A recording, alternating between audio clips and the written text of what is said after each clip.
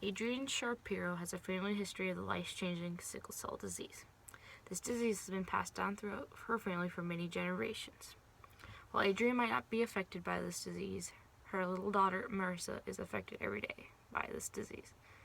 Adrienne longs for the day that her family will no longer have to be affected by this disease. She knows that right now there's no cure for her daughter, but she has a good feeling that with the right knowledge in medicine, the next generation of her family will no longer be affected by the sickle cell disease. She thinks this is possible through the use of embryonic stem cells. Embryonic stem cells are basically starter cells that, with the right medical background, could be made and then used in an assortment of different cells. These cells are usually used by replacing old cells with these new cells, which now have the potential to cure a numerous amount of diseases. It is believed with the right use, research, and knowledge, embryonic stem cells can help to better people as a whole. We have known about these embryonic stem cells since the 1800s. Doctors have done much research about them, but the public is not very aware of what they can do.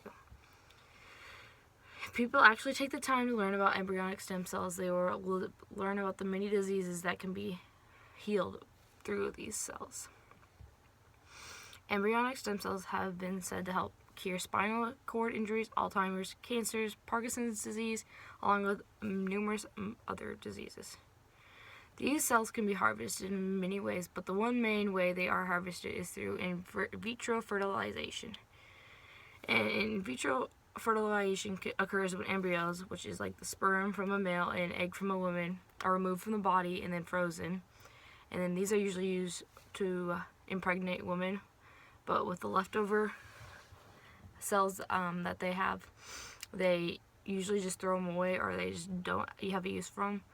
But they have found that with these cells can be used to make other cells. And a lot of people find this unethical because they feel like that is actually a child that they are brooding, but really these cells have no human characteristics at all. So I don't get why people think it's unethical to help save lives with these. People may view it as abortion, but it's really not. The cells are taken out 3 days into their fertilization, so there's no human characteristics whatsoever. These cells, embryonic stem cells, are being used to help people, so there's really no problem with using them. In conclusion, embryonic stem cells can be used to help cure a wide variety of diseases. These cells are usually used by replacing old cells with these new cells, which now have the potential to cure numerous amount of diseases. They can be harvested by in vitro fertilization, which in no way makes it morally not correct, because these cells show no form of human life. They are just plain cells.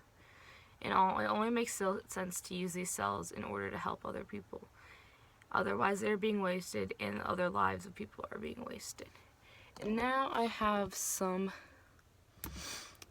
little visuals that show the process of embryonic stem cells. And here's day 1, and then this is when they're fertilized. So obviously you can see that there is no form of human life. And then here is a list of potential uses of stem cells, anywhere from stroke to cancer to deafness. All these things can be helped by the use of embryonic stem cells, and that is why we should use them.